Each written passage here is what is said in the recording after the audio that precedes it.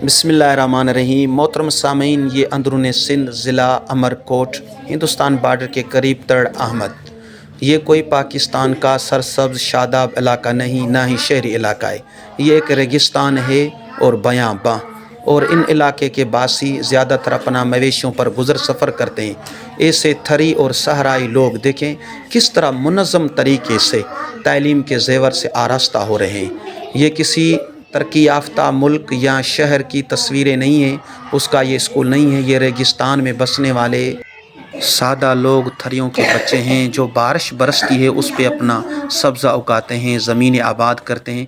किस तरह मुनज़्ज़म तरीके से स्कूल की तालीम हासिल करें। स्कूल की असम्बली का मंज़र है और ये पीटी कराई जा रही है।